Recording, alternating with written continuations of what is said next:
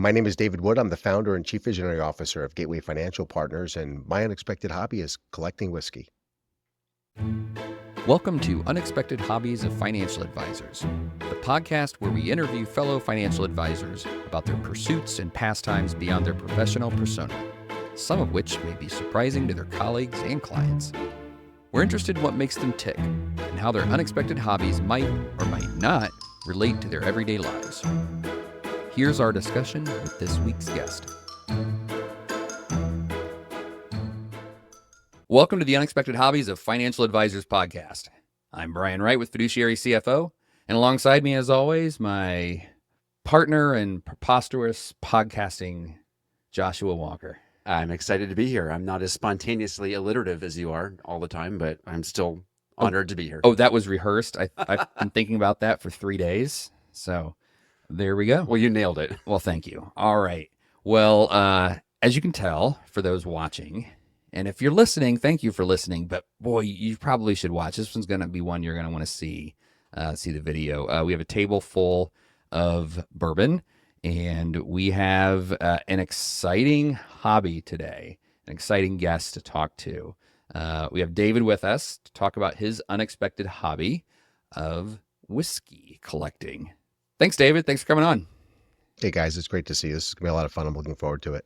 Yeah, this is going to be much different, I can tell, from our normal podcast. There's going to be some consumption of some bourbon and pretty much that. I mean, we're going to be consuming bourbon, so that makes it different.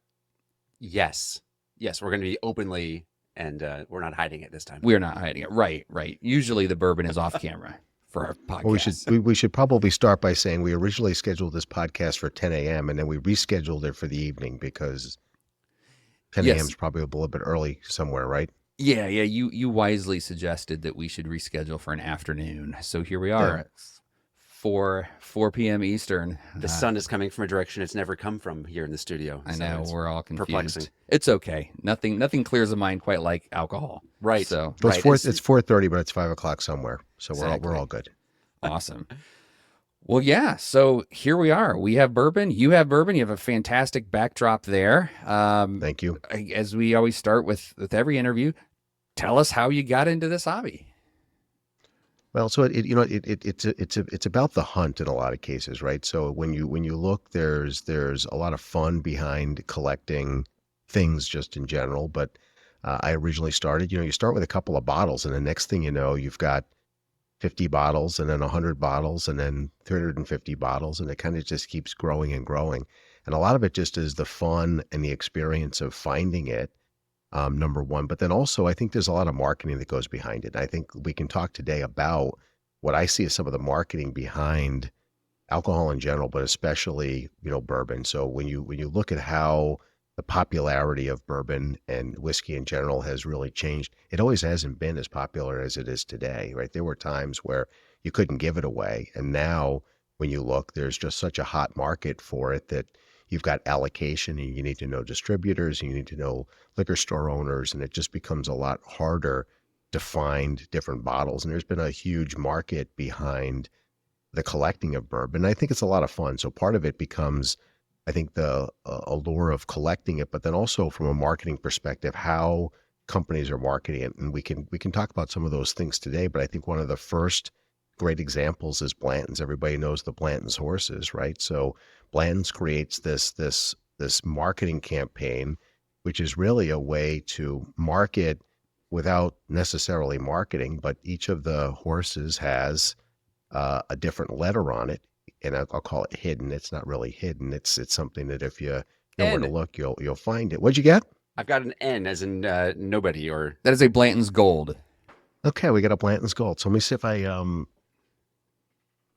think I actually have a Blanton's Gold. I've got a green and a barrel cut. And I get a few others here. I don't think I have a gold here today, but when you look at it, so Blanton's is obviously marketing to create a consumer to come back and get all of the letters, right? So it's, I think, a great way to use something unique to sell more product and create kind of that almost, coupon ticketing method that we see with buy 10 and get the 11th free. They've created something around collecting bourbon by collecting the letters. And people, when you go to bars and the bottle of bourbon is done, they'll say, hey, can I get the N or can I get the O or the B? And it's pretty cool to see that stuff.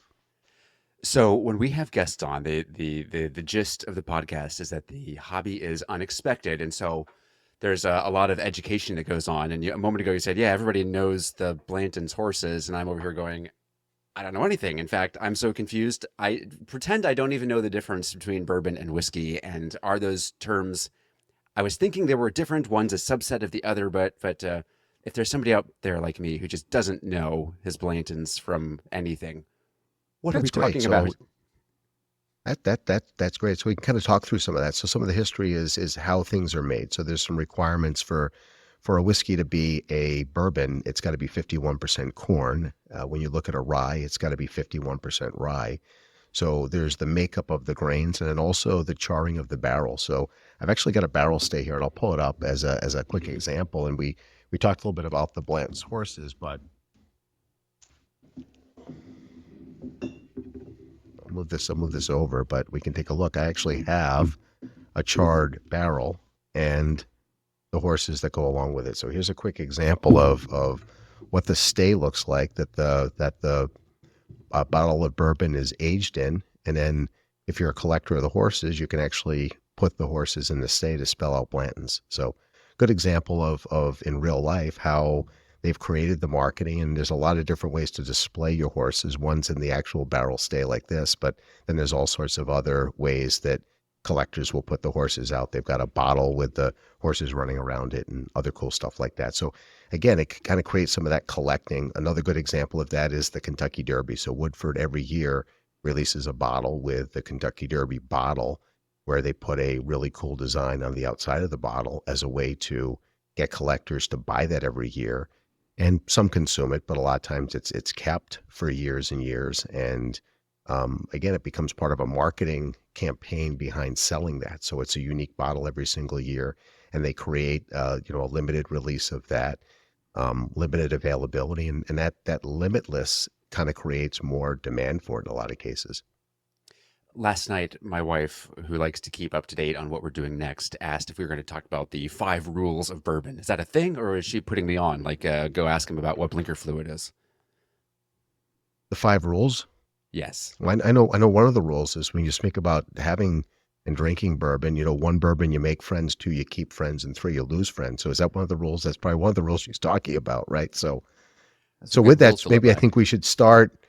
Maybe we should start by making friends, so we can whip out what I think is really cool, which I got this year as a gift, which is a Claris ice maker.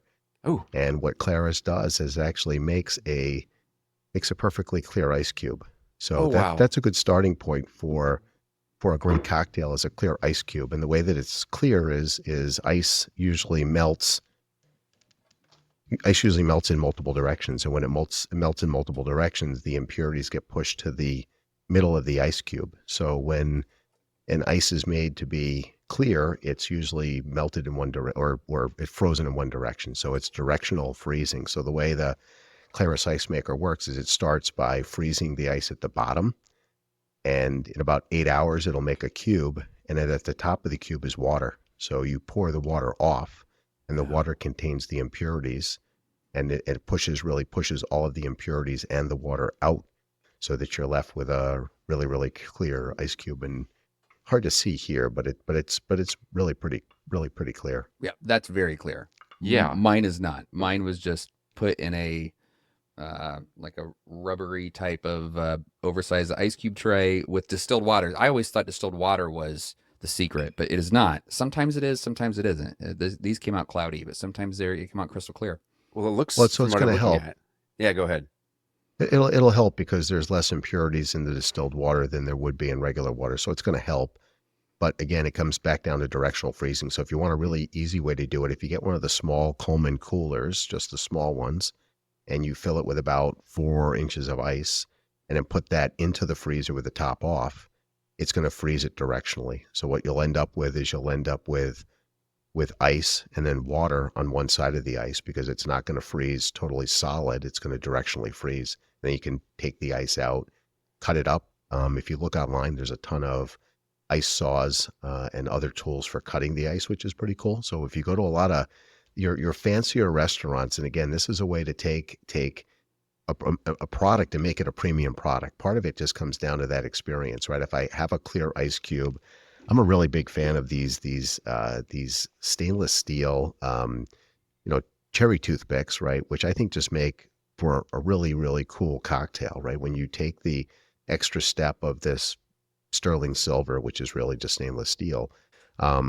ice pick and pop that into the Luxardo cherry and put it into the cocktail, it makes it look like $1 million. So it takes something that is really pretty cheap. So when you start to look at the cost, right, of some corn and some water and some yeast, which is the basic components of making whiskey, you look at the cost of that, there's not a lot of cost behind that.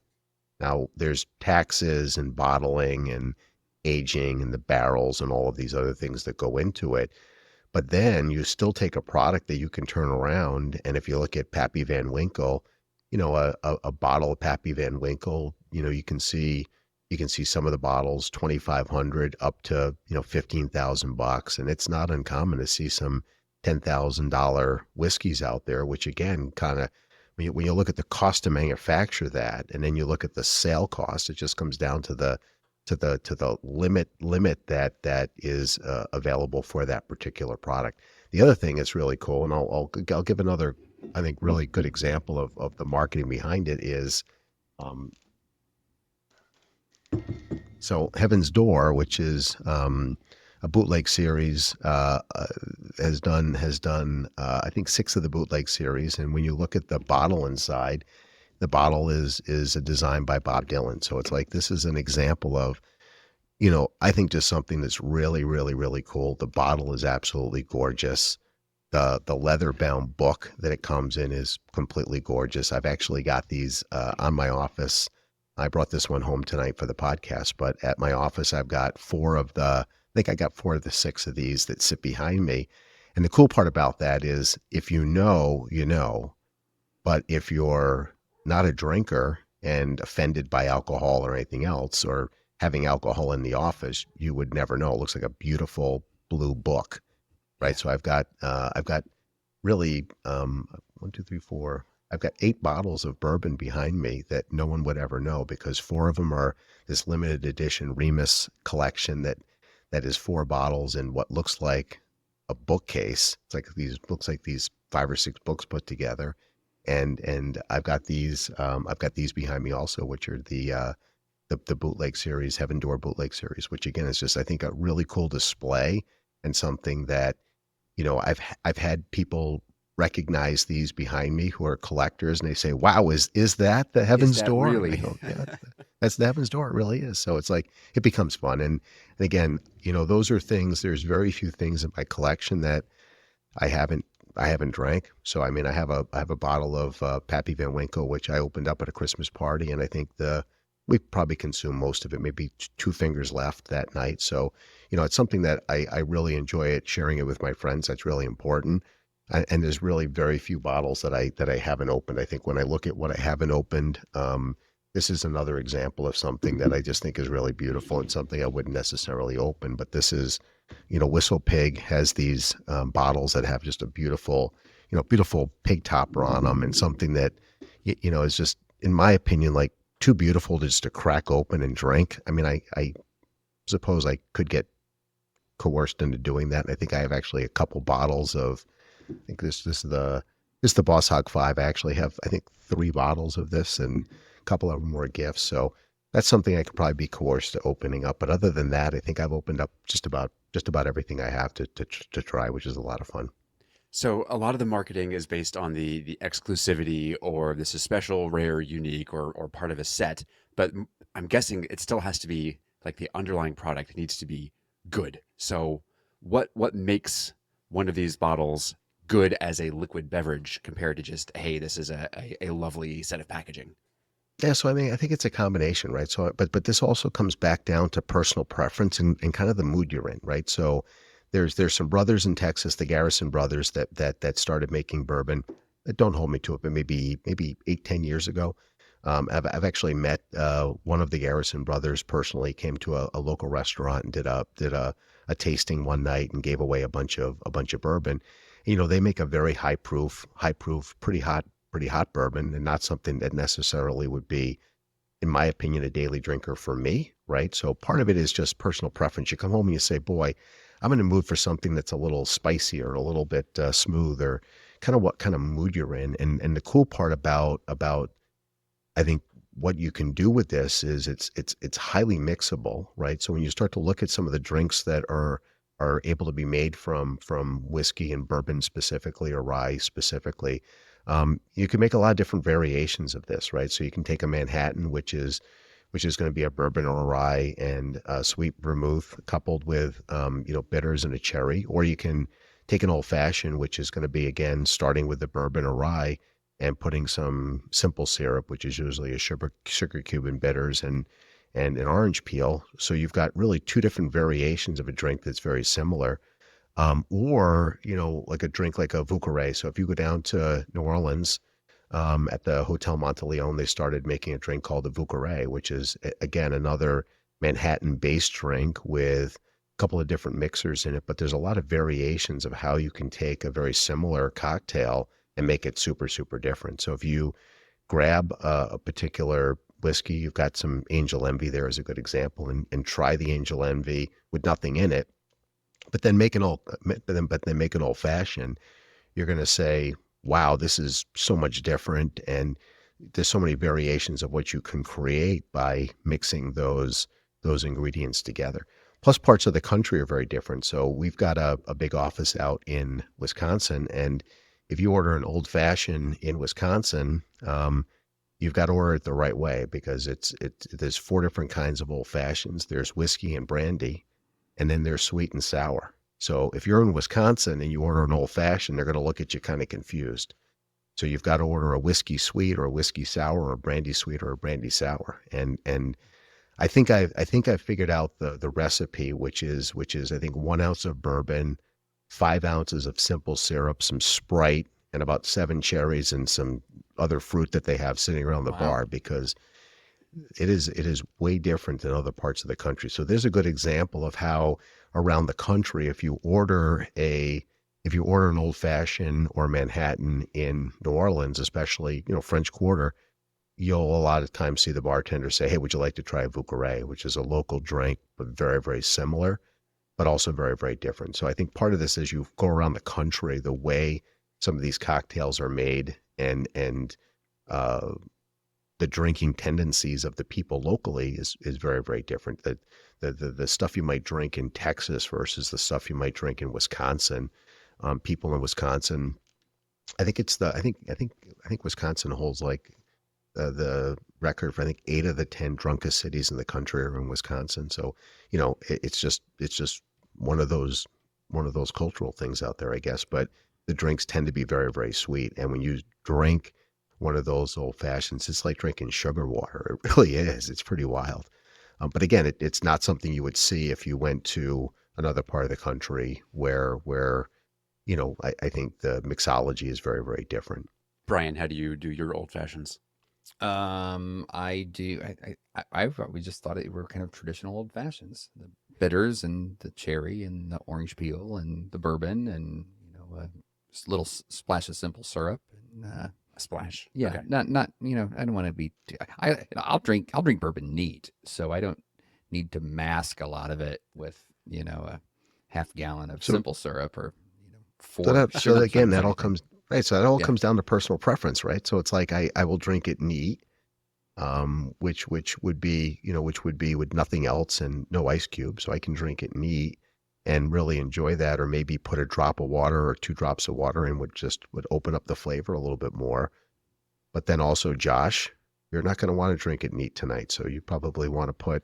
I'm not ready We're for just that. going to mask it with. We're going to mask it with simple syrup, and it's going to taste delicious to you. I did send you down a bottle of bitter milk, which is one of my really favorite old fashioned mixers. So instead of putting the bitters and putting the sugar and vanilla and other other flavors into it. There's a simple product called bitter milk, which is a great example of something that's pre-made, and you have the ability just to pour a little bit in the glass and certainly change the flavor and make an old fashioned that way, which is sometimes a lot easier.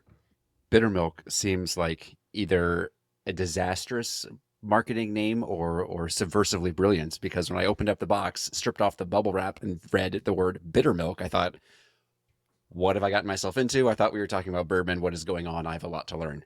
And of course, it doesn't have to have any ingredients on the back. And so, well, but they did do provide it's sugar and water and just, spices and flavors. And so I'm interested to see exactly what we can do with this liquid that makes about 17 cocktails. All right, he's cracking open that bitter milk. I'll leave mine intact. You mentioned being in New Orleans. I've in the tiny bit of research I did, I saw that some people say the name Bourbon comes from Bourbon Street, New Orleans. Other people say it comes from Bourbon County, Kentucky, named, of course, after the French royal family who helped out in the Revolution.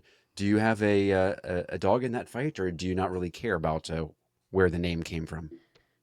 I really don't care. So I mean, part of this comes back down to when you look at collecting, and I think collecting anything, it's about really the parts that you enjoy and the parts that maybe you don't really care about. So like when I start to look at that, I'm not a huge fan of the history. I have visited a bunch of distilleries.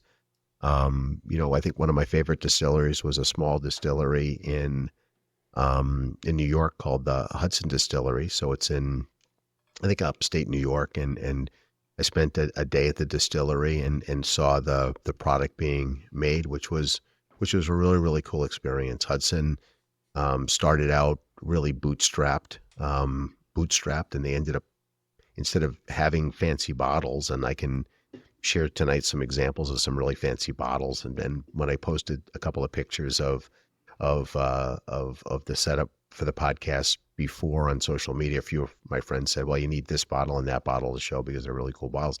Some of the bottles show really well.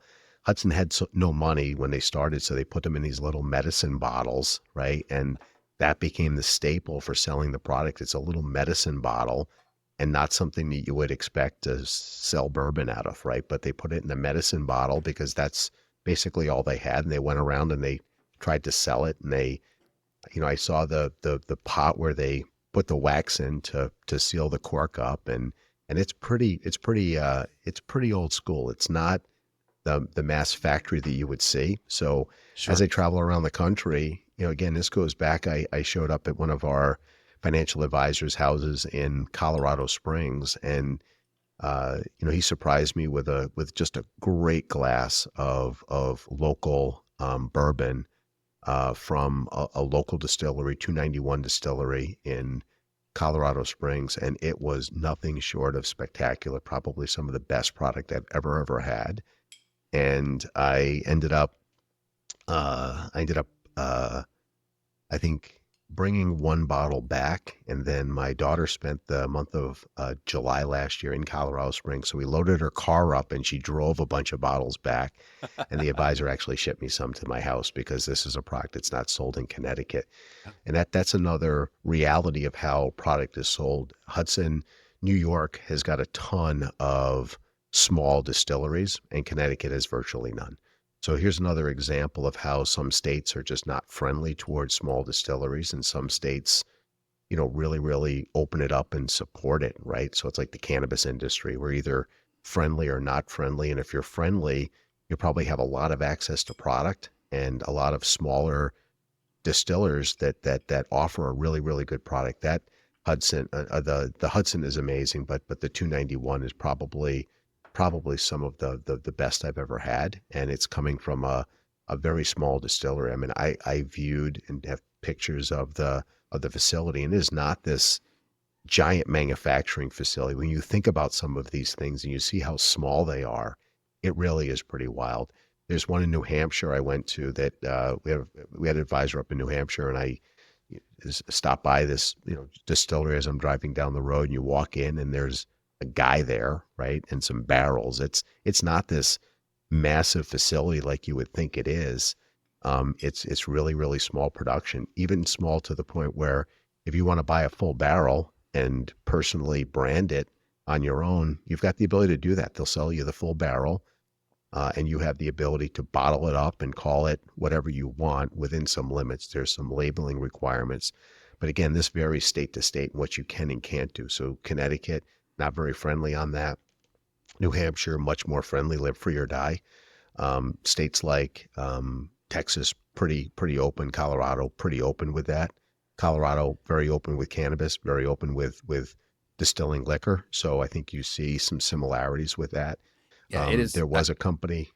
As I say, I've experienced that as well. Just kind of how from one state to another, it's interesting to see how friendly they're, not just even to the distillers, but the distributors and everything. And so we're in Indiana, and if you want a rare bottle or an allocated bottle, or you get, like as you said earlier, you have to know the managers, the district managers, these of liquor stores, the owners of the liquor store.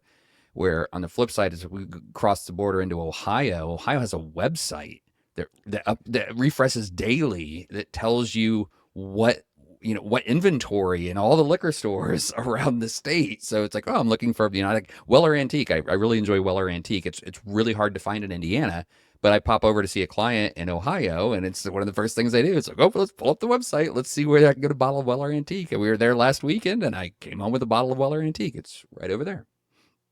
Well, the 291 will probably never be sold in Connecticut just because of the rules around the distribution of that. It's a product that's never going to be sold here. So you can, go pick some bottles up and bring them back, but it's not something you're going to go into your local bar or your local liquor store and have the ability to get. And it really does come back down to knowing the liquor store owners is great, but you've got to have a good relationship with them. I can remember the first bottle of Pappy that I ended up buying. I actually got it at Total Wine, and it's a pretty cool story. I walked into Total Wine, and we had a local sales guy there who worked in the store. We got to know pretty well, and we do a lot of parties for our office and our firm and our advisors and clients. So we ended up buying a bunch of alcohol for events that we did. And he asked, how many points do you have? And it's like, I have no idea. So he runs my account up. I've got like 100,000 points, and it's not dollar for dollar. So don't panic about that first.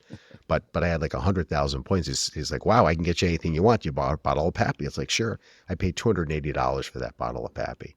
So that's a $2,500 bottle. I paid $280 retail because you weren't gouged by it, right? So Right. There's that gouging factor that happens in the industry. You can buy whatever you want, but it becomes buying it at a reasonable price. It's not, and if you've got an unlimited amount of money, it's one thing.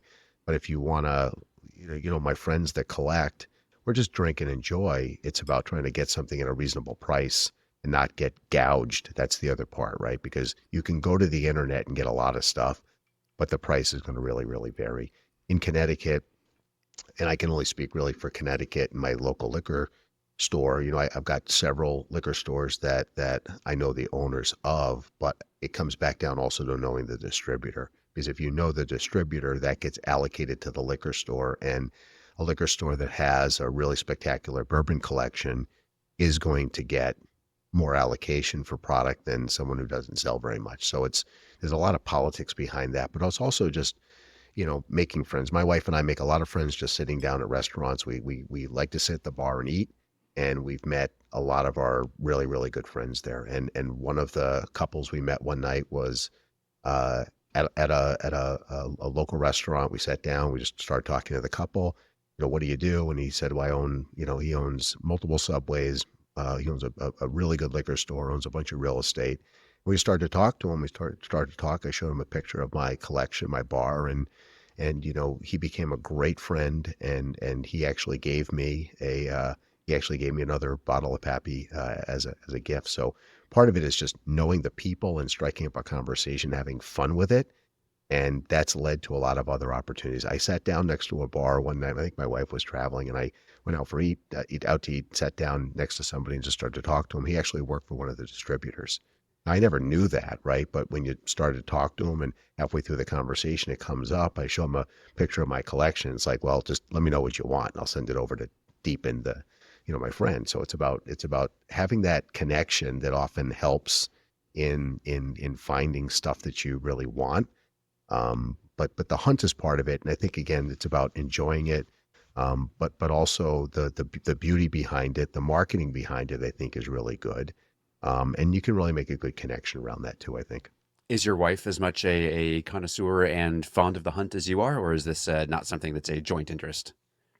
Well, I will admit, like I've got a couple of concerns in life, and one is if I ever die, she sells the bourbon for what I told her I paid for it. So that's definitely concern number one. But I will say It's a that joke about guitars too.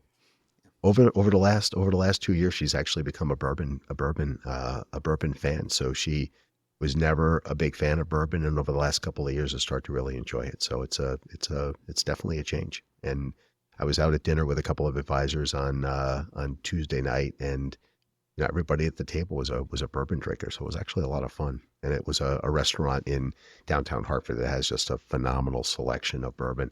My biggest selection I've ever seen is a place called the Whiskey House in San Diego. So for any listeners that are out in the San Diego area who enjoy bourbon, definitely check out the Whiskey House. They've got a Guinness Book of World Records certificate at the bar for, I think, the most number of bottles of whiskey in any establishment in the United States or something like that. It's like Oh, wow. 3,200 or 3,500 bottles that they have in that single location. And they actually publish the Whiskey Bible on their website, so you can download the entire PDF and look what's there. I think the most incredible part of that is how deep the collection is. So if you look at something like Weller as an example, so you might have a couple of bottles of Weller, but if you look at what they have, Weller from every single year and every single finish. Angel Envy is a good example of that. Angel Envy, you've got a bottle in front of you. They make a port finish, which I have a bottle of here. It's a finished in port wine barrels. So there's all of these variations of the same product, right? Variations of it.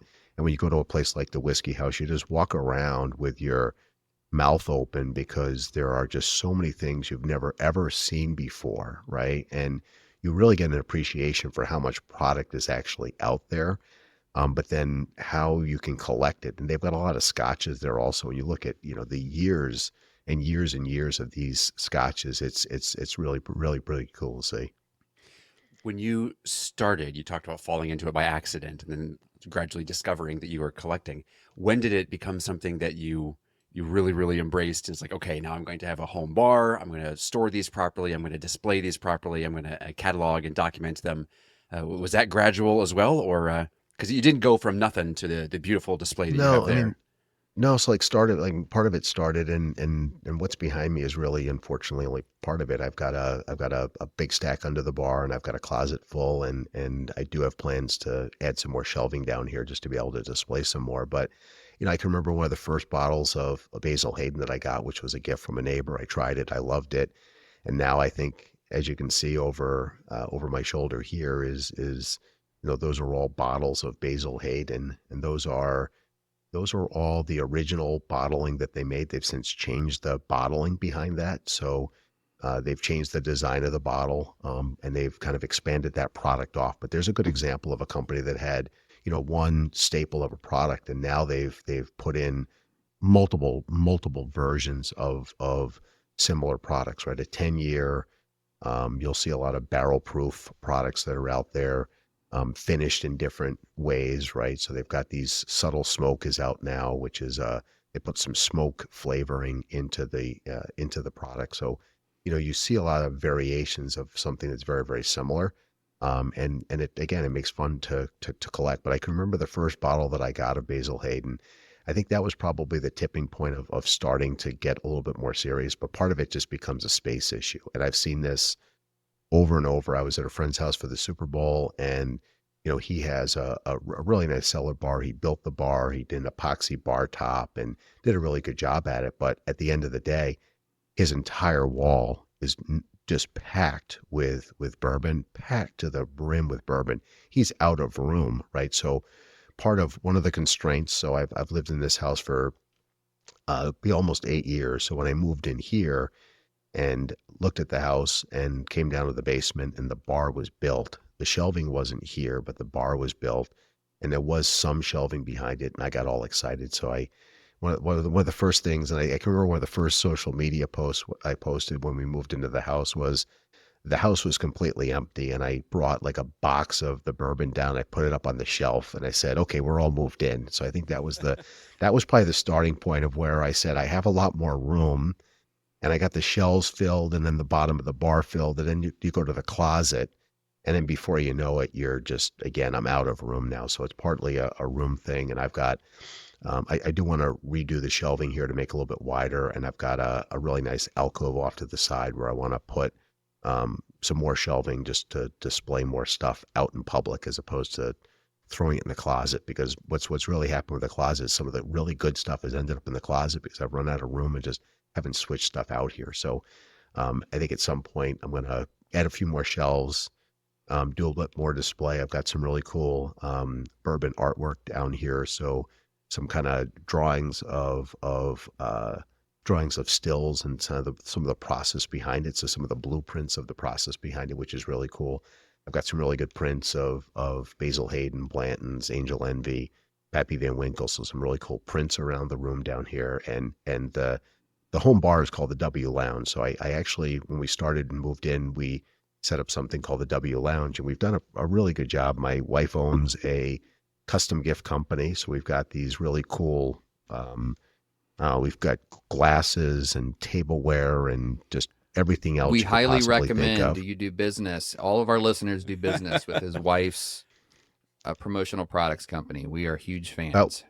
well, we sent over a whole bunch of unexpected hobbies of financial advisors swag. I asked Brian. I said, send me the logo. So he sends it over, and I send them back a whole bunch of really cool swag. We've got four lasers, a couple of UV lasers, and all sorts of other stuff that my wife knows how to run that I certainly don't. But she has the ability to engrave just about anything. So we sent some coasters, some hats, some glasses, a whole bunch of other Engraving stuff our over. logo on the bottle of Angel's Envy that's just an 11 out of 10. I mean, what a move. When I saw that, it's like, man, if I had something like that, like the gifts you could get for clients and prospects and all, like my mind just went nuts. And we always ask around the hobbies, how your hobbies interacted with, or overlap with your prospects or clients or things like that. But I'm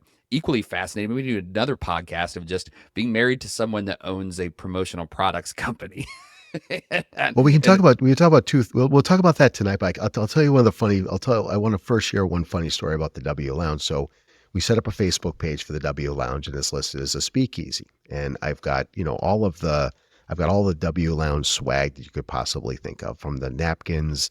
The glasses are all W Lounge glasses. So we've pretty much branded everything down here you could possibly believe. The coasters and cutting boards and all this other stuff, because we have a company that does all of that. So we branded all this stuff. We set up the Facebook page for the W Lounge. So my friends come over and they check in, and it's kind of fun.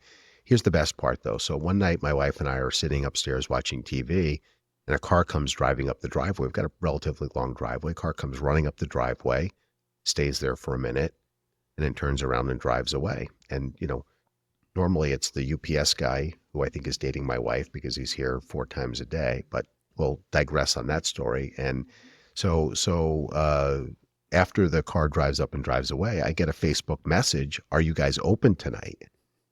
And it's sent to the W Lounge Facebook page. And, I write back, it's like, well, no, this is not really a real speakeasy. It's our home bar and all this other stuff. And we ended up meeting the couple because we invited them back. We do a giant 4th of July party here. We actually invited them back, and they had the tour of the W Lounge, and we invited them to the 4th of July party. So it was a lot of fun. It's probably one of the, I don't know, the address is still on there, which I guess maybe my wife encouraged me to take it off, but I'm still yeah, going it's to leave probably it good up there. advice. Yeah, probably, but we never listen to our wives, do we? So Taking going more back s- to the yeah, go for it. going back to the unique gift thing, I think this is another way when you talk about marketing, right? If you use some of this customization to create that unique experience, that's a lot about what marketing is. So, I mean, we as a company are very, very focused on the client experience. I can remember experiences that I've had where people have made a difference by getting your personal preferences right. So clearly with you guys, we send you some swag that's branded to your podcast. It's really pretty cool. You're probably not going to throw that stuff away, right? It's not like we get a coffee mug from a wholesaler and we, drink coffee out of it, sits on our desk for 3 weeks, it gets all crusty and we throw it away. If it's got your brand and identity on it, it becomes much more personal. So when we look at this personalization, I think that that's, again, just an amazing way to market. And we have had such amazing experience come out of all of the products that we market because we create a really strong emotional attachment with our clients by doing that. And we're getting it custom down to them. So, I always say to people, if you gave me a $400 bottle of white wine, I would thank you profusely, and then I would put it in the refrigerator, in the wine refrigerator, and it would stay there forever until somebody came over and wanted white wine, and I would pull it out and impress them. But if somebody gave me like a $8 bottle of bourbon from somewhere that I've never had before, that becomes really, really cool. So it's about getting those preferences right. We've got a financial advisor, and we've got many that do this, but they collect all of the preferences that a client has. So they figure out if that client doesn't drink. I mean, sending them a bottle of bourbon is probably not going to go over very well, right? So it comes back down to getting those preferences right. When you can figure out that the wife is gluten free and you send her some gluten free cookies for her birthday instead of just anything. Those are the little things that I think make the big difference. When I look at that personalization and I look at our value proposition as a firm, I think that when I look at what we call the Gateway Pro Shop, um, I think it becomes one of the biggest assets that we have as an organization. So when we look at financial services and how the industry has evolved, more than ever today, it's about creating an amazing client experience. So when we look at that, how do we go about creating that amazing client experience? A lot of it's customization down to what people want. And that can be thoughtful gifts, or it can be technology or the way we interact with them. And I think that's one of the big changes that we've seen in financial services. I think the industry is behind a lot of other industries. I mean, people have come to expect the Uber experience. I want to be able to click a button and I want to see the car driving down the road and know what car it is, what the license plate is, the reviews of the driver. I want it to be cold and I want jazz music to be playing. I want all that done so I don't have to talk to anybody. And that's the experience. And then like in 3 minutes, it shows up. It's like magic. And I don't have to pay. I don't have to talk to anybody. I don't have to do anything. You look at how that has affected what consumers expect from financial advisors. It's had a big change, right? So I think the more customization that we can do, the better the outcome is for that client relationship and the better chance we have of keeping them. And I think this is something that I see as a big shift in the industry. So it kind of goes back to when you look at marketing unique bourbons, right? We're creating that experience by packaging, right? A lot of it's packaging. When you start to look at some of the glassware that some of these products are in, it's pretty beautiful. I mean, even if you look at tequila, which I've got some tequila here. I mean, the bottles are absolutely gorgeous in some of these products. So when you start to look at that, it becomes that marketing and the brand and the image, not so much about the product anymore. So if we look at financial advice, right, is it about the underlying investments? We expect to get that. It's about all of the other things that come into play that make the big difference. So the horses on the Blantons, and there's a few other products. There's Caribou Creek, which is another product that put the caribou on the top of the bottle to try to copy what Blanton's has done. So we see other products trying to copy some of these things to get market share, and it's pretty cool to see it happening. You mentioned somewhat facetiously the nightmare scenario of your wife scattering your collection. Not asking about you, but some other generic person out there who spent a lifetime developing a collection. What is the standard path when the collection outlives the collector? That's a really good question. I mean, I think my wife would be so sad if anything ever happened to me that she would just drink it all, but I wouldn't have to worry about that. But Heck of a funeral. I think yeah, at the funeral, we just hand it all out at the funeral. It'd be Just great. everybody drink. Let us know when. There's you've seen a lot of the big collections sold, and I think I'm going to try to take a quick look because I think I can find it. I'm guessing there's value in the togetherness. It's not going to be chopped up one by one. If you've got, 4 of 6, they're not going to be scattered to the wind. Maybe. I mean, this goes back to what somebody would want out of it, right? So, does somebody want just one bottle? I can remember I had a friend that had the Beatles, but he was missing Ringo's head, and it was a big joke. We'd go around to tag sales, and we'd always stop looking for Ringo's head. So, Ringo's head, he really wanted that, but he didn't want the other collection. So, part of this is in a lot of cases it's sold together. There have been some very, very big collections sold, like there are multi-thousand bottle collections that have been sold.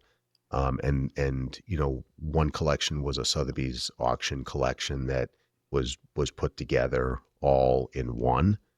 But I think in smaller collections, and I don't think my collection is huge by any means. I mean, I think it could be much more ridiculous than it is. You tell it's yourself big, but that. It's all relative, right? It's all relative. This could be worse. it's like Don't think about all the it's money like you spent on bourbon. Think all the money you didn't spend on bourbon, and now it doesn't feel so bad.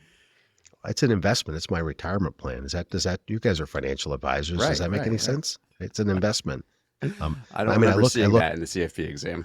So There are right. Well, it was the last page. It's like right. What's next to coins? Yeah, this the Coins, collectibles. collectibles. Yeah, don't so put it like, in your IRA. So can so do you have, are these insured? Like they're collectibles. Like what happens if you have a party and somebody drinks all of your insured product? Or like I don't even know how to begin. I mean, collectible. If there's a collection, is there a DIY shelves. yeah? Like, do you know like what's protocol around insuring something like that?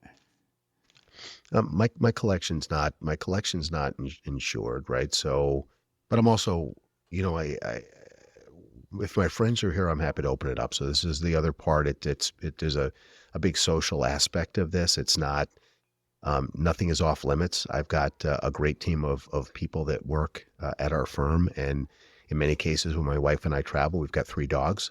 Somebody from our office will end up staying at the house, and they usually fight each other to stay here. And at the Yeah. end of the day, I say, help yourself to just about anything, right? And I think there's very few bottles that people, there's very few bottles that people uh, would open, right? I say, like pretty much drink anything. So like anything that's open, I think people would help themselves, and I'm totally fine with that. So it's Yeah. like I want to share this with my friends. The Pappy Van Winkle, as I mentioned, was open at a Christmas party, and we drank most of it that night. So it wasn't something that I'm going to keep it forever. It's designed to be consumed, right? It's like having a rare car. I've got a rare car. Am I never going to drive it and keep it in the garage, or am I going to go out and enjoy it? So I think it's the same thing here. Is you can take that maybe to an extreme. I want to enjoy it, and I think that taking that approach is something that I want to enjoy it with my friends, have a good time with it, and not say, boy, this is totally off limits. I do have maybe 20 bottles that I probably wouldn't open. I think that the example of the Heaven's Door bootleg series, that just they're beautiful, beautiful packaging. Those are probably bottles that I would not open. The Boss Hog series is another series that comes out every year. I've got I think 3, 4, 5, 6, 7, 8, something like that. I've got a bunch of the bottles. I don't have the entire series, but it's a beautiful bottle, and it's not something I wouldn't open. It's just I wouldn't rush down to open that bottle up. And some of those things I have considered selling them, right? So at some point, I've got 2 or 3 bottles. I've paid very little for them. They've gone up in value a lot. I could sell them, but I would rather sell them to a friend who's a good collector and give them a reasonable price than try to, list them on eBay or list them on one of the secondary auction sites to sell them. And there's also a lot of cases where some of the product isn't real. I mean, that's another thing. If you want to see a really good documentary, it's Pappygate, which some of the people that worked at the Buffalo Trace Distillery ended up stealing barrels of Pappy Van Winkle and sold them for millions and millions of dollars. And they would put cases of the product in their truck, and they put barrels in their truck, and it became these were people that worked in shipping and receiving and worked in the distillery, ended up stealing the product and selling it, and made a lot of money over it. So again, we see some fake product that's out there. But again, I think it's just about having the fun with it. It's like having that used car, that antique car, or that unique exotic car, and driving it and enjoying it versus parking it in the garage and never doing anything with it. I want to enjoy it. Right. I've known some bourbon folks who their strategy is they want to get two of something so they can like they have permission to drink one. It's like, well, if I'm going to collect it, so they have one they don't open, and then they have the one that they'll open and drink, and then they can say they've had it and know what it's like. But so this podcast is called Unexpected Hobbies of Financial Advisors, and I guess there's something to be said. Like we don't have people that golf because that's not unexpected for financial advisors. One could argue that bourbon is also not very unexpected for financial advisors. But I think what is unexpected of this hobby is kind of is all kind of all the details and all of the like the trading, the underbelly, like all this, like the things that people don't really know about bourbon, and the bourbon hobby that the casual person may not know. But as far as you talked about enjoying this with friends, enjoying this with colleagues, and I think I got into bourbon through a group of FPA guys. Like there's a guy that would come up from Louisville who was a sponsor. He was a sponsor of the FPA, and he's like, hey, like I'll bring a bottle of bourbon. A buddy of his worked for one of the regional managers for a big distributor in Louisville, and so he would come up every quarter around the quarterly meetings, and he'd bring a bottle, and we'd all kind of try to find a unique bottle, and just, four or five of us sitting around, and we'd all kind of, everybody bring a bottle, and you'd taste everyone's, and we talk about it. And it was this camaraderie and of just getting together and enjoying it together. And none of us by any means were any bourbon aficionados, but we were all financial people, financial advisors. And it was just a really, really cool thing that we could do together. And now we still do that when he comes to town. I think there's a lot of coolness around this hobby. Well, I would definitely agree with you. I mean, I can remember an experience. We moved into a new office about a year and a half ago, and as part of the grand opening, we did a open house for all of the wholesale partners that we had. So we had 25, 30 people there.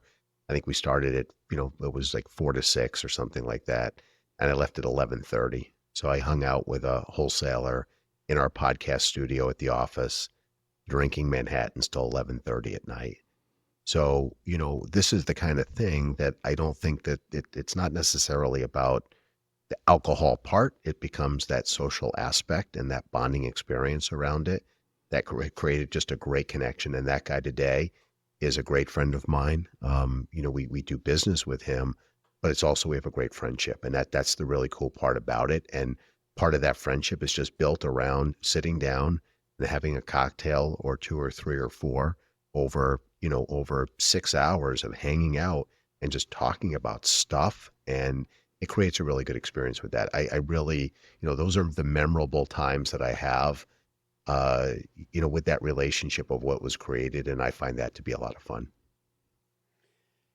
Have any of your kids gotten into it, caught the bug, interested in what you've got, and learning to share this pursuit, or have they got their own things they value hunting?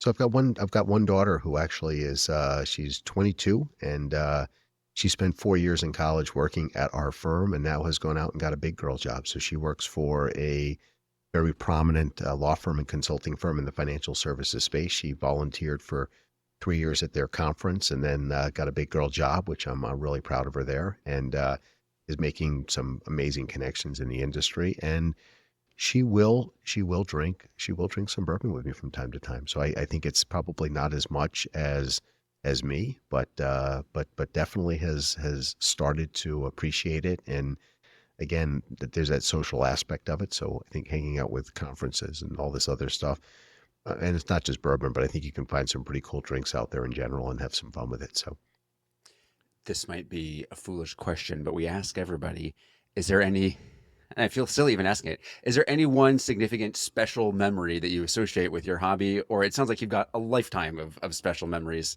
but one that if you have grandkids someday that you'll remember and cherish to your dying day and share with others. Well, I definitely think the speakeasy, when you get somebody driving up your driveway to say, boy, your fake Facebook page for your W Lounge bar, and they really believe it's a real place, that's definitely a story to tell. That's a good story. I think That is. there's just a lot of them, right? So I mean, when I look back, you know, the only industry I've ever been in is this industry. I dropped out of college to do this. You know, I've really dedicated my life to the financial services community, and I really think it is a community. I did a post last year after a conference in Nashville about the financial services community, because I really think we're not in an industry, we're in a community, and I feel really, really strongly about that. So I think part of this is there's just so many of these experiences that I've had, um, even with weird cocktails. So it doesn't necessarily have to be bourbon, but I can remember drinking a verbena at the Cosmopolitan Chandelier Bar. If you're ever there, drink a verbena. It's a cocktail. It's also a flower. So the cocktail comes with a verbena flower at the top of the cocktail, and you Okay, I thought start that was a by flavor of soap, but that makes sense. If it's got a plant background, it can go in many directions. it's a flower. So you take the flower and you eat the flower, which is probably one of the grossest things you've ever tasted, and you chew it all up and run it around your mouth. And then as you drink the drink, the flavor of the cocktail completely changes from the first sip to the last sip, because Huh. the verbena blocks, I believe it's your don't it's your sweet or salt sensation. Receptors. It blocks one of those. So it changes the whole composition of the cocktail as you drink it. Huh. So I think this goes back to, it's like another cool, you know, it's the only place they really make the drink, but so there's memorable experiences in taking people for their first verbena at the Cosmopolitan, you know, Chandelier Bar is a good example.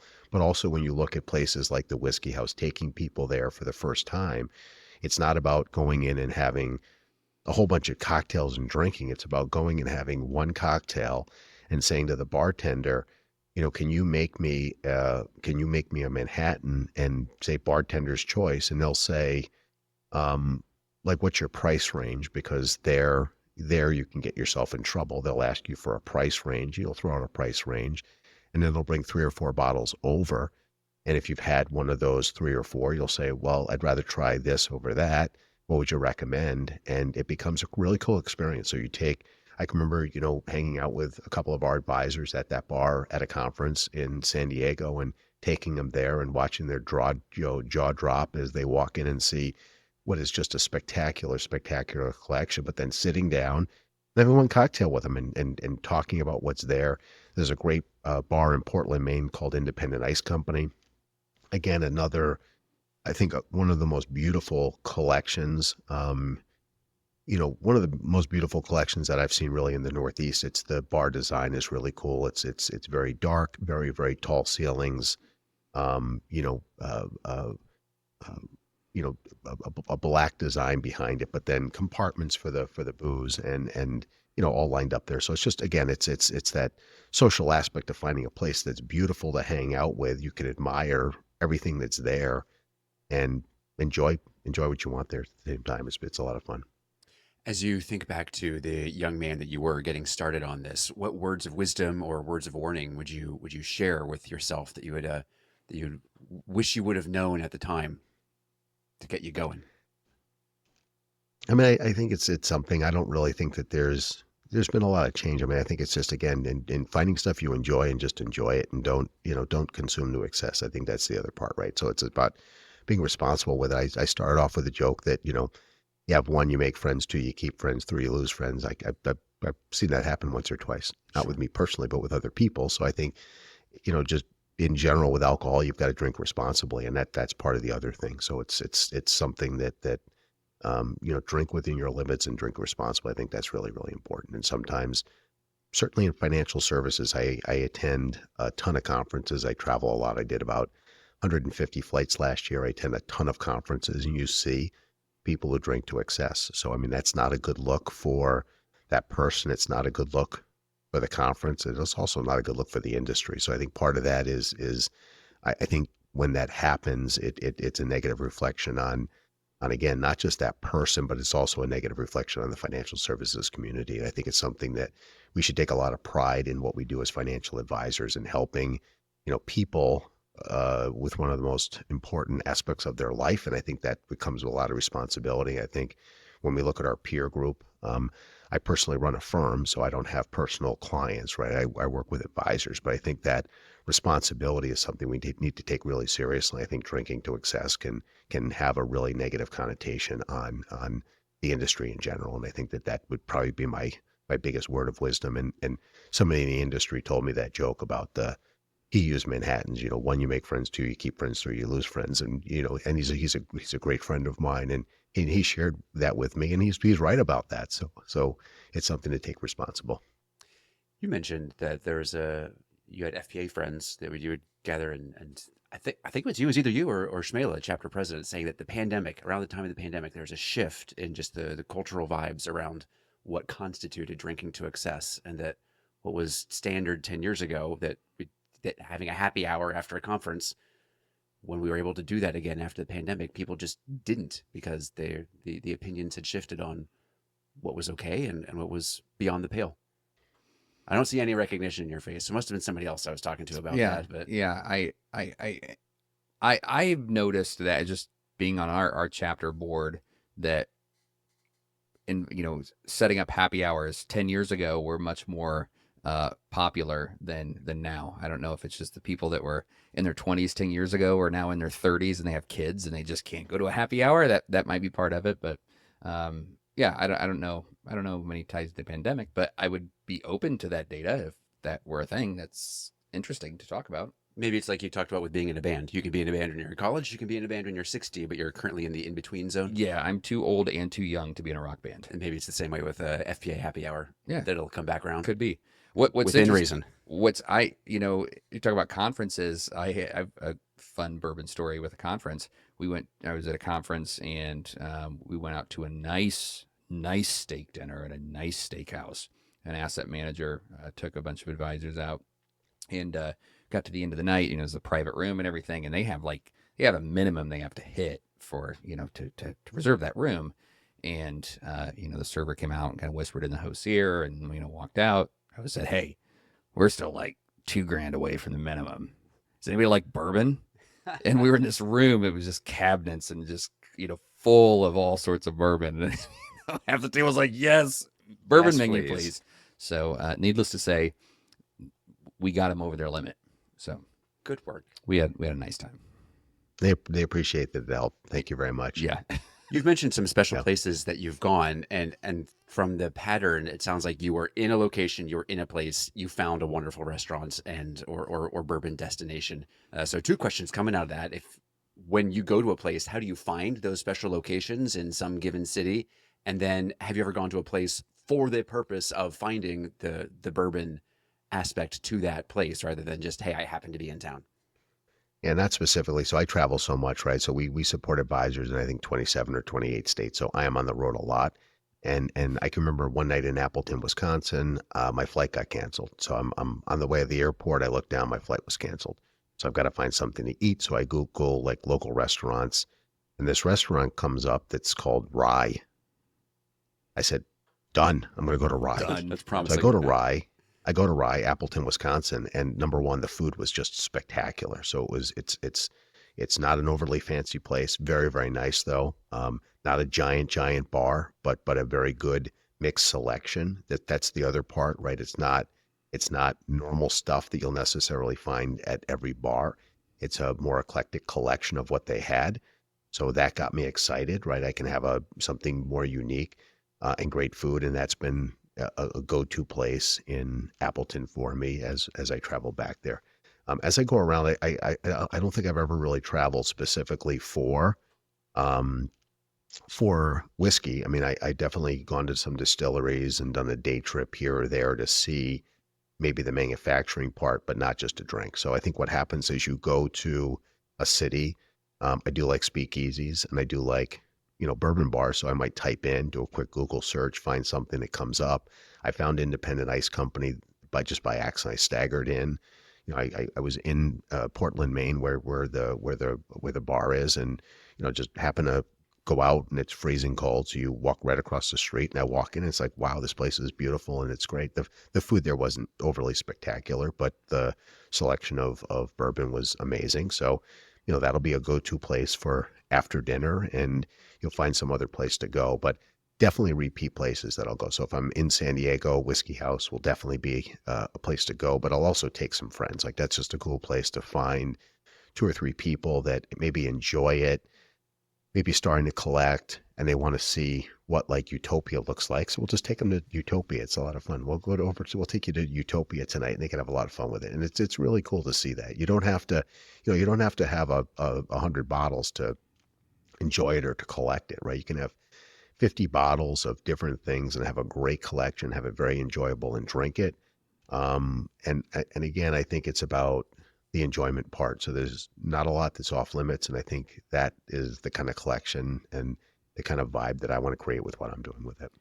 Do you have a sense that the hobby's growing? Is it kind of stabilized, or people that came into it, are they off to tequilas and other fancy alcohols, or what's your sense on kind of what's the state of the union for bourbon collecting and whiskey collecting?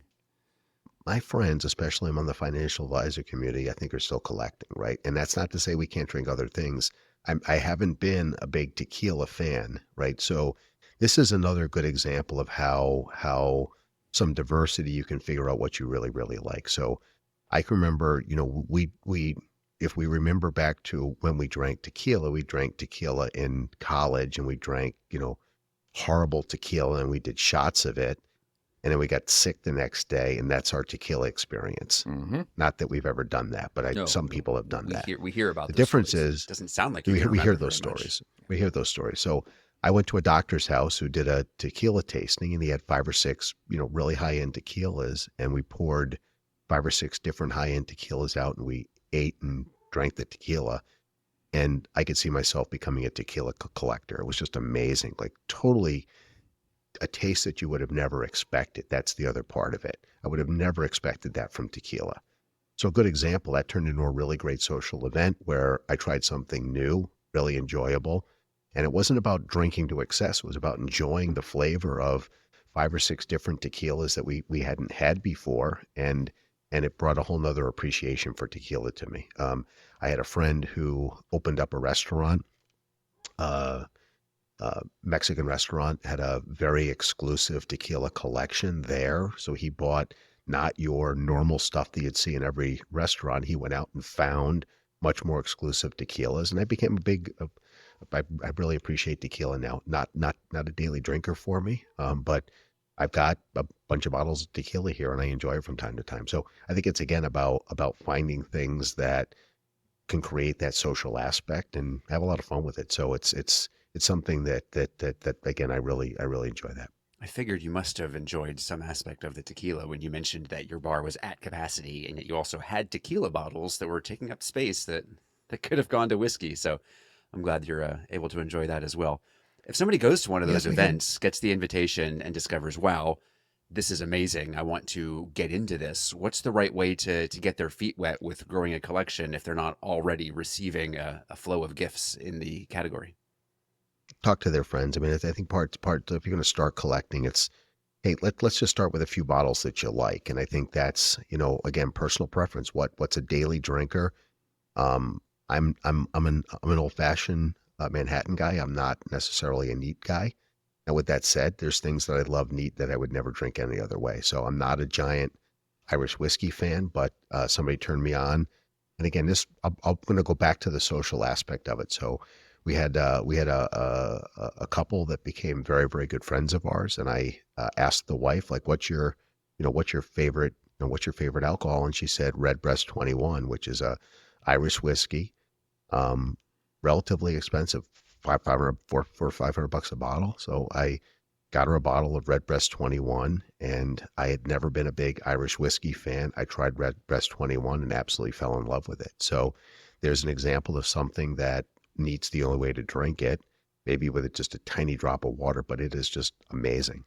Completely different than a bourbon or a rye, but just amazing. So that again turned into a social aspect. And I think I have 2 bottles of Redbreast here. One of them made it into the podcast pictures that I posted on social before this. Spotted So that earlier. it's an example. That's an example of, again, of finding its personal preference. So that was her personal preference of how she likes to drink it. I'm an old-fashioned Manhattan person. I tend to like it a little bit sweeter. So when I look at those mixers, I'm a fan of those, and other people aren't. So if you're a purist, maybe you're not a fan of that. But for me, that's how I like to drink it, and I can drink it any way that I want. That's pretty cool, right? So it's something, again, you have a lot of preference as to what you like. You don't have to like something that everybody else does. You can drink it differently, and there's a lot of different ways to drink it and a lot of complexities behind it. Do most people take a to each their own personal preference sort of vibe to it, or is there a lot of tribalism and stridently held opinions in the world of collecting? I really don't think there are. I mean, when it comes to enjoying it, it's like you enjoy it any way you want. So it's like that's the cool part about it. I don't think I'm not judgmental. If you want to drink an old fashioned or you want to drink it neat, I'm not going to be judgmental either way. I'm not going to say, oh, that's not the way to drink it. Like, I think, are there people out there like that? Sure. That is not me. I want to have a good time and enjoy myself. You drink it any way that turns you on. I don't care about that. Right. So I think that's how I look at it. I did a tour Have at a fun with it, distillery. right? I think it was Old Pogue. I did a tour, and they were talking about. And that was one of the first questions that the tour guide said is like, we get a lot. People ask all the time, like, what's the proper way to drink this? What's the proper way to drink this?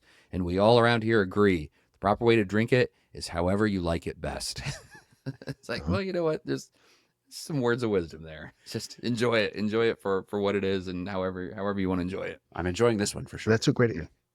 And that's a great example. I mean, I can remember going to a tasting of a Connecticut distillery that started from scratch. It was called Onyx, and they made moonshine, and they started to age some of that into bourbon.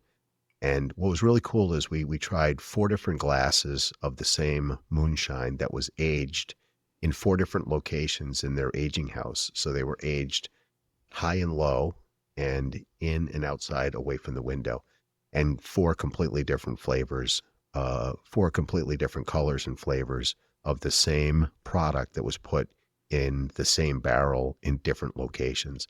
I've actually made bourbon before. So I started with a corn whiskey from Hudson.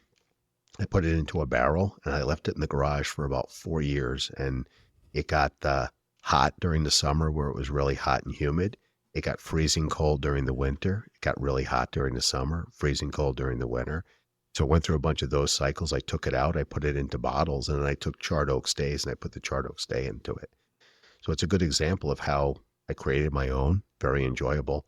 I could never create that again. So there's another good example of making something that I will never ever have that again. I still have some, I can still enjoy it, but I will never get that again because it's impossible to make it. So I give so much credit to the distillers that can take these different barrels and have the ability to put them together to create a consistent product. I think it's absolutely amazing. I think that is just beyond an art to take this, because when you look at the variables that are behind this, heat, humidity, temperature, all of these affect the aging process of the whiskey. So when you look at the complexity that can get created, it's things that you end up with a relatively consistent product, but something that I think is very, very hard to do. I give them so much credit for doing that because it's not it's an art, it's not a science. Picking up on the enjoy it however you want to enjoy it theme. So I know there's going to be personal preference, but I also know that a glass of this form factor has a certain name. I've heard of such a thing as an old-fashioned glass, which makes me think there's a particular glass in which an old-fashioned is served. Is this an old-fashioned glass? And if it doesn't come in an old-fashioned glass, is it an old-fashioned? So again, if you go to Wisconsin, you will not get an old fashioned in that kind of glass. You're gonna get a beer pitcher pretty much Stein, yeah. filled with that cocktail, right? So it's all how you drink it. I've got a bunch of different glasses, and I think that's part of it. I mean, I've got branded glasses for the W Lounge, but then I've also got some favorites. I've got some very, very short glasses that are wide, and part of that also goes back to the ice. So if you look at a solid big cube like Brian is using, way different than putting a bunch of ice cubes in. Bunch of ice cubes in, gonna get a lot more water behind that. I personally do not take my cocktail and put it on ice and stir it and then strain it into the glass. I like to make it in the glass with the ice cube. So it's chilled and gets a little bit smoother and watered down as you drink it. So again, it comes back down to personal preference. You can have it any way you want, enjoy it any way you want. I think that your old timer was 100% spot on with that. Drink it the way you enjoy it. Is there as much variety in the glassware as there is in the wine world, or is it a little Um, more restrained? I don't think there's a lot. I mean, there's specific glasses for drinking whiskey neat out of, which is a small fluted glass. So there's a way to drink it there. But in the mixed drinks, the glass that you have is pretty common. You're going to see some variations of that, which are pretty cool. I mean, and again, there's there's no proper really way to drink it. It's not going to be to the extent that wine is. But I've got some. I've got a set of these very short glasses that are wider and shorter, and the cube is about as high as the top of the glass. So, that just personal preference. There's days I'll enjoy it out of that glass, and there's days I'll enjoy it out of another glass, and there's days I don't care. So it's just, again, personal preference, how you enjoy it. Also, that display, I love the sterling silver stainless steel ice pick. I think that's just another way to dress up a cocktail to make it look like a million. It looks more expensive than a plastic straw or a wooden toothpick, right? So I think that's really cool. I've got a local restaurant that I go to that I donated. I don't know, a couple hundred of those pokers to, and they still, when I go up there, will serve me a cocktail, and some of their better customers a cocktail with one of the nice stainless steel stirrers in it, just because we donated them. And then the regular customers get something else. And I picked that up actually. I actually remember the bar I was at. It was in San Francisco. And I can remember the bar where I first saw that sterling silver poker. It was like, why? I've got to get these.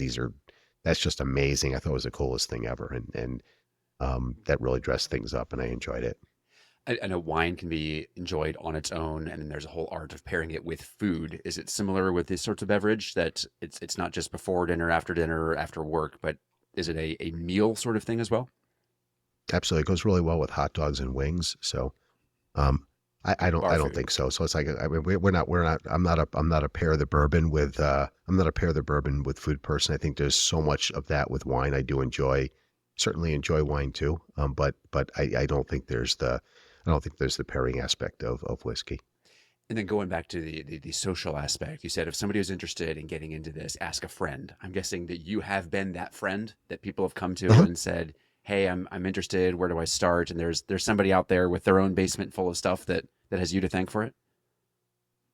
Well, I think when you ask, it's going to be like, well, so what's your daily drinker, right? So if you ask, that's a great question. So like, what's your daily drinker, and what would you go to if you came home and wanted a cocktail? What would you get for a daily drinker? And I think that's a great question to ask. What's your daily drinker? And you'll hear a lot of cases. For me, it would be one of my favorites is actually a rye. So it's the Basil Hayden Dark Rye, one of my favorites. I would say that Eagle Rare I would put up on that list as one of my favorites. But then also it comes down to more selective, like that 291. That's a limited thing for me. I don't have tons of that, so that might be a special occasion thing that I have a cocktail of. So part of it's just kind of the mood you're in. Do you want something really hot? Garrison Brothers. I might open up a bottle of Garrison Brothers and have a sip of that. It again comes back down to personal preference. But when you ask a first time person who's looking to get started, start with some of those basics. And then what I like about that mixer is you can put in a little bit, or you can put a little bit more in. You can make the flavor the way that you want. So if you want it pure, you can drink it neat. And if you want it ridiculously old fashioned, you can put a cup of that stuff in and some Sprite, and you've got a Wisconsin old fashioned. So you can make it any way you want, and that's the cool part about it. So Not my cup of tea, but when you're in Wisconsin, that's what you end up drinking. So it's pretty wild. so since you do a lot of traveling for work, have you incorporated, whiskey, bourbon, tastings, anything like that with, with the clients that you're visiting, or, your peers that you're visiting, or prospective, business dealings? Does that cater towards an event? I have, and I think part of that again, if you remember back during COVID, there was a bunch of these. It was virtual everything, right? So I can remember during COVID, a number of companies ran like virtual whiskey tastings where they would send you, three little bottles, and they get somebody in to talk about it. We actually did one of those. I was on a virtual event, and I did it from the W Lounge here. And the cool part about it is my camera wasn't AI, so it didn't move at the time, but But when people said something about the background, I said, "Oh, that's just a virtual background," and I just laughed it off, and that's just a virtual background. And we just went up, we went among the tasting, and they're explaining the drinks and all this other stuff. And about halfway through the tasting, I just turned around and I just pulled the bottle off the shelf, and it was just hilarious to see everybody look to realize, wow, that actually wasn't virtual. It was actually a real picture. So that was cool. We've never done any events. I think again, this goes back to, you've got to have some caution, right? So we're stewards of people's money, and I think we've got to have some degree of caution in making sure we're getting that right with the right customer. So I think to publicly market something like this to a big client base is something that I would not do. Would I take 5 or 6 of my friends who I know would enjoy that and take them to an event all day long? I would, but it's not something I think I would market publicly. So I think it's about, again, personal preference. When it comes to alcohol, I think we've got to be cautious about it. It's not something that it's not like a hobby like, and I've watched some of it. It's not like a hobby like van camping, right? So it's not something that I can throw a lot of negative connotations around van camping, but when I throw it around alcohol, there can be some negative connotations there. So I think it's something that we've got to be responsible with it and cautious with it, because I've got friends that don't drink, and while they don't mind me having a cocktail when I'm around them, I'm very cautious about drinking. So I think it's something that when it comes to marketing an event like that, I personally would not market an event. Would I take 3 or 4 people that I know who enjoy a bourbon and take them to the whiskey house? Absolutely, we had a great time. But would I invite our entire firm to that? I just wouldn't, because again, I think that there's some negative connotations there and things I think we need to be careful about. And again, we're really supporting financial advisors, so there's even more concern among a financial advisor doing that with their client base, that they may or may not know all of the intricacies of what those clients are dealing with, right? And I think there's a lot of reason for caution there. So I think it's great to market it to the right people, if you know them really well. But I think it's also a small group. It's not something that I would invite 100 clients to a whiskey tasting. It's just not something I would do. We do brewery events. We do a fair amount of those as a firm, but again, that's with the right clientele, where we know that those clients are going to enjoy that, and we're again cautious about that. But that's again not hard alcohol; it's beer, so we can still be irresponsible. But I think it's a different level of that, right? So we do those events publicly as a firm. We do a bunch of them, but I think we're very, very cautious around the hard alcohol. What is the proof of the Angel's Envy that we're working on? 'Cause I'm a bit of a lightweight, and I've been pacing myself diligently. 86.6. Okay, you're good. Are you okay? Yes. At 43.3 alcohol by volume. I feel even more friendly than usual, but it's not anything I can't handle yet. All right. Well, at some point, we're just gonna have to arbitrarily cut this off, because you're full of stories, and people love to talk about their hobbies, and we love listening and asking. Anything further before I wind us down and ask our last 2 questions? No, a lot of the bourbon folks that I know that are collectors and connoisseurs, it seems to be almost like a gateway drug to, like, the next thing that they get into was Scotch. And I'm not a Scotch person. I think it tastes like liquid dirt. But I know a lot of bourbon people that kind of get into Scotch. Has that been an area? I know you talked about the Irish whiskey. Have you dabbled in the Scotch department? I personally think it tastes like dirt. So again, it goes back to personal preference. So it's you and I are aligned there. So Yeah. you and I could go hang out with other people who enjoy Scotch, and we get along great, and everything's fine. It's just not my cup of tea. So Irish whiskey, it's the same thing. I'm not a huge fan of Irish whiskey, but when I take Redbreast 21, that is something that is very special to me and something I really enjoy. So I'm personally not into Scotch. Occasionally I will have some. It's not, but I don't overly enjoy it. So again, it goes back to personal preference, right? You like it one way, someone else might like it another way, and I'm totally fine with any preference you have on it. So I just haven't ventured into that area. I do have some Scotch here for friends that want to enjoy it. Definitely have the Redbreast, a couple of other Irish whiskeys. But again, those are for my friends to enjoy. It's not something that I would come home and say, boy, I'm going to have a bottle of scotch tonight and drink that. It's just, I'm not going to drink scotch as a, just as a rule, but I'll have that for my friends. So there's Scotland, Ireland, U.S. Where else around the world does this stuff come from? That's a great question. So I certainly think when you look at the majority of the whiskey, it's definitely in the United States. Um, and we're seeing more and more distillers pop up. Colorado as a good example, where we're seeing more and more product come out of Colorado that for me has been great. I've got some bottles from North Dakota, New Hampshire, some bottles in Connecticut, in the Connecticut Hills Litchfield Distillery. Is a distiller up there that I do have a bunch of bottles from them. So most of it's in the United States though. Okay. And then Scotch is obviously not. So there's not a thriving glable scene of Korean Scotch or Korean whiskey and South African whiskey, and we hit the big ones. Well, I did meet these guys that I think it was called Banshee Bourbon, and there was these guys that smuggled bourbon into, I think it was Iraq, and smuggled it in, and they set up a little bar in Iraq and stuff that they smuggled in. But there's Japanese whiskey, but other than that, I'm not overly familiar other than Japan, where other whiskeys are made, and I'm not a big fan of the Japanese whiskey personally. Have you had Blanton's Black? I know there's a lot of exporting that's going on in the bourbon trade. We're getting that, domestic bourbon out to, to other countries. I had bourbon or Blanton's Black when it had I think it was Japanese, like a Japanese logos on it.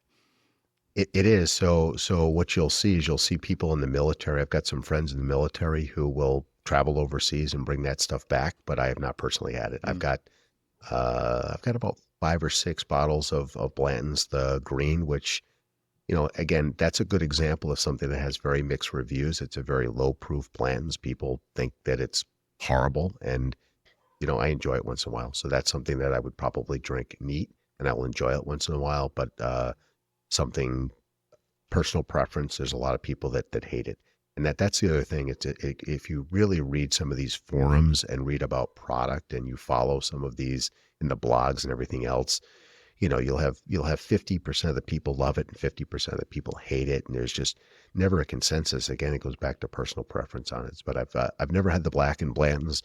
As of late, has really tried to get and step up their game with all of this very high-end limited edition stuff. They really want to step up that market, and I've seen that in a big way. So there's a lot more product that they're coming out with that they can put a premium price tag on and sell it at a higher price, and it becomes a marketing tactic. How can you use that product to create that exclusivity and put a premium price on it? Well, speaking of exclusivity, if people wanted to learn more about the W Lounge and your social media life, where would they go to find the details on that? You can check out the W Lounge on Facebook. It's under the W Lounge, and just look for a symbol with a nice W in it. Excellent. And if people out there are curious about where to find you professionally and the work you do on behalf of advisors, where do they find your professional persona? Sure, they can visit joingateway.com. And I am very active on social media. So just look me up on LinkedIn, and I'm the guy that looks like me in the picture. We'll recognize you. That sounds good. What about the promotional products company? Well, anybody reaches out to me personally. I mean, we do a lot of promotional products, and it's really a lot of fun, right? So again, that becomes, it's almost a hobby, right? It's certainly a business, but I could put that into the hobby category, because we had a lot of fun, making up hats and coasters and putting your logo on a bottle of Angel Envy. That is not something you're going to throw away. So Right. That will sit up on the shelf when it's done, and it becomes a collector item for you. And all we did was put your logo on the glass. So it's that just becomes cool stuff. So for me, I look at it as just a cool way to create a really unique experience for people, and something that I find really enjoyable. So anybody wants any additional information on the Pro Shop can just email me directly, dwood@joingateway.com. Pro Shop. Happy to Even hook 'em call up it a with the Pro Shop. What a great name. Oh, it's so good. Well I done. love it. Well done. we're behind a password. So the URL, it's an e-commerce site.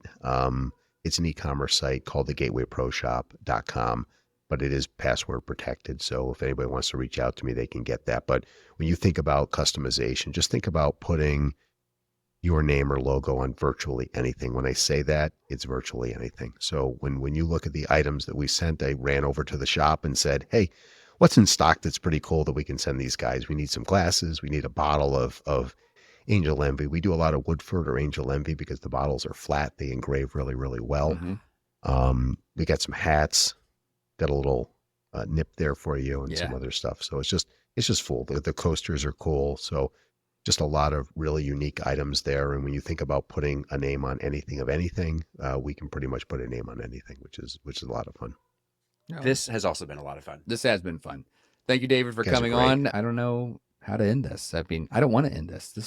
We just have to stop. We just have to stop. Push the big red button and it'll be over. We all have things to do tonight. We'll end it and we'll get together for a bourbon someday. Absolutely. That sounds lovely. Let us know when you're going to be in Indianapolis. See you guys. See you. That's Thanks great. Thank you very much. I'll see you. Bye-bye. Unexpected Hobbies of Financial Advisors is brought to you by Fiduciary CFO, forward-thinking tax and planning solutions for business owners, like RIA firms and their business owner clientele. The opinions of Brian, Joshua, and their guests are for entertainment purposes and should not be construed as legal, tax, financial, or investment advice. You should know better than to take any of this content seriously. Thanks for being a fan of the show. If you were listening and thought to yourself, hey, I know somebody they need to have on the show, you can do something about that.